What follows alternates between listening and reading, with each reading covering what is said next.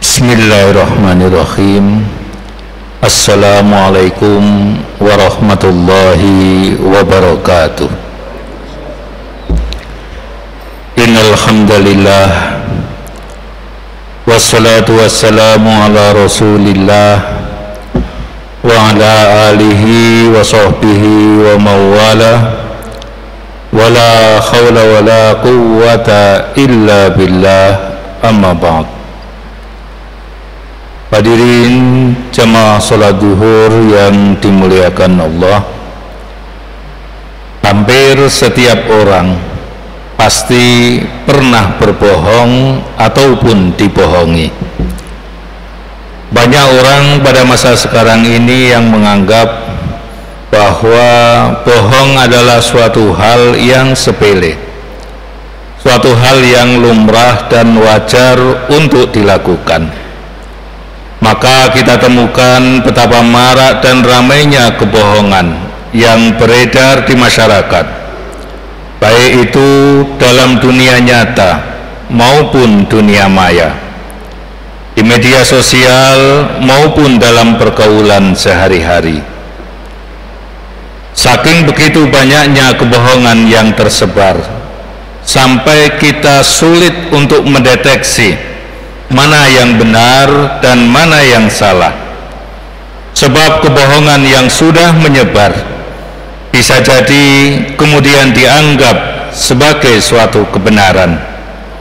Karena itulah ada tokoh yang mengatakan bahwa negara kita ini berada dalam kondisi darurat kebohongan. Hadirin jemaah rahimakumullah, ada sebuah cerita. Suatu saat ada 4 orang mahasiswa yang kebetulan terlambat untuk ikut ujian semester karena bangun kesiangan. Mereka ketemu di parkiran, lantas menyusun strategi untuk kompak memberikan alasan yang sama agar dosen mereka berbaik hati memberikan ujian susulan. Mereka akan merekayasa peristiwa dan melakukan kebohongan secara berjamaah. Mahasiswa pertama berkata, "Mohon maaf Bapak, kami telat datang untuk ikut ujian semester." Mahasiswa kedua melanjutkan, "Iya Pak, kami berempat tadi naik angkot yang sama dan tiba-tiba ban angkotnya meletus." Mahasiswa yang ketiga menimpali, "Itulah Pak, kami merasa kasihan sama sopirnya, jadinya kami bantu dia untuk pasang ban yang baru." Mahasiswa keempat yang menjadi gongnya berkata, "Oleh karena itu kami mohon kemurahan hati Bapak agar kami bisa mengikuti ujian susulan." Sang dosen berpikir sejenak dan akhirnya memperbolehkan mereka untuk ikut ujian susulan esok hari. Keesokan harinya ujian susulan dilaksanakan, tapi keempat mahasiswa itu diminta untuk mengerjakan ujian di ruangan yang berbeda. Mungkin biar tidak nyontek, pikir para mahasiswa. Dan ternyata ujiannya cuma berisi 2 soal. Dengan ketentuan mereka baru diperbolehkan melihat dan mengerjakan soal yang kedua setelah selesai mengerjakan soal yang pertama. Soal pertama sangat mudah dengan bobot nilai 10. Keempat mahasiswa mengerjakannya dengan senyum-senyum. Kemudian giliran membaca soal kedua dengan bobot nilai 90. Keringat dingin pun mulai bercucuran. Soal kedua itu sebetulnya juga sangat sederhana. Bunyinya adalah, ban sebelah mana dari angkot yang kalian tumpangi kemarin yang meletus? Hadirin jamaah rahimakumullah, sekecil apapun kebohongan yang kita lakukan, pasti suatu saat akan terungkap. Dan sebuah kebohongan bukanlah solusi di dalam menyelesaikan masalah, tapi justru akan menambah masalah. Agama Islam mengajarkan kepada umatnya bahwa bohong adalah perbuatan yang tercela. Ia bukanlah perbuatan yang main-main, namun merupakan salah satu dosa yang besar. Bohong atau dusta berarti menyatakan sesuatu yang tidak sesuai dengan fakta yang sebenarnya. Kebohongan tidak jarang membuat campur aduknya antara yang hak dengan yang batil. Sesuatu yang batil bisa tampak seolah-olah sebagai suatu kebenaran karena kepandaian membuat rekayasa dan kamuflase. Hadirin jemaah rahimakumullah, bohong disebut merupakan sifat orang-orang yang tidak diberi petunjuk. Allah subhanahu wa ta'ala telah berfirman di dalam Al-Quran surat Az-Zumar ayat 3, Innallaha la yahdi man huwa kadhibun kaffar. Sesungguhnya Allah tidak memberi petunjuk kepada orang pendusta dan sangat ingkar.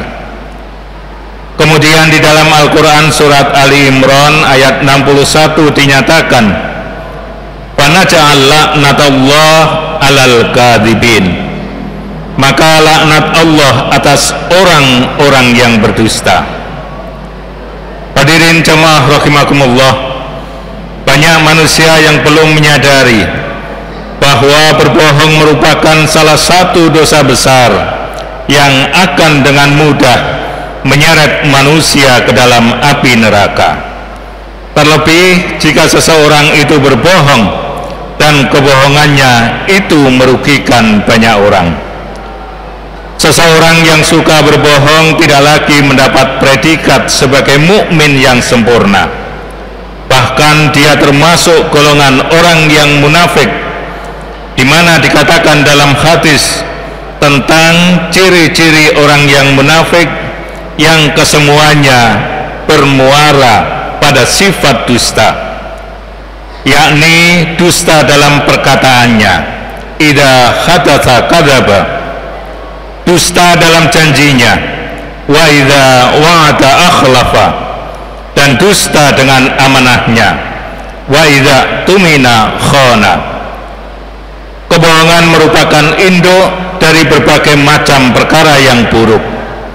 Dikatakan ra'sud dzunub al-kadzib, pangkal dari segala dosa adalah dusta, yang tidak jarang merugikan diri sendiri namun juga orang lain, dan tidak jarang menyebabkan rusaknya tatanan sosial, sehingga membuat hilangnya keberkahan yang ada di dalam masyarakat tersebut. Hadirin jamaah rahimakumullah, namun demikian ada sangat sedikit pembenaran untuk berbohong di dalam Islam. Nabi Shallallahu Alaihi Wasallam mengarahkan kita untuk mengatakan yang sebenarnya. Akan tetapi seseorang dapat memilih untuk tidak mengatakan yang sebenarnya jika dia berada dalam kondisi sebagai berikut. Yang pertama, untuk menjaga keharmonisan rumah tangga. Misalnya, bila seorang istri bertanya kepada suaminya, apakah dia cantik, maka tidak ada salahnya apabila suami itu menjawab dengan meyakinkan, iya, sangat cantik, meskipun faktanya tidak demikian. Yang kedua, untuk mendamaikan dua pihak yang berselisih, agar perselisihan tidak berlanjut menjadi suatu yang lebih buruk dan membahayakan. Seorang mediator dalam kasus seperti itu dapat membisiki masing-masing pihak bahwa pihak lain justru menginginkan perdamaian dan menghormati mereka. Bohong untuk kebaikan tersebut sering kita istilahkan dengan white lies, kebohongan putih. Namun bagaimanapun juga, secara umum semua jenis kebohongan memiliki konsekuensi yang tidak baik. Hadirin jamaah rahimakumullah, kejujuran memang tidak selalu menyenangkan, namun mengatakan atau mendengar kebohongan justru lebih menyakitkan. Billahi taufiq wal hidayah. Wassalamualaikum warahmatullahi wabarakatuh.